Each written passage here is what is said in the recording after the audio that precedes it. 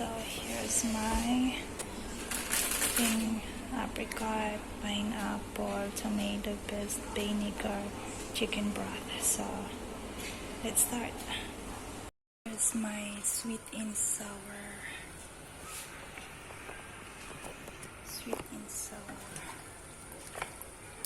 chicken.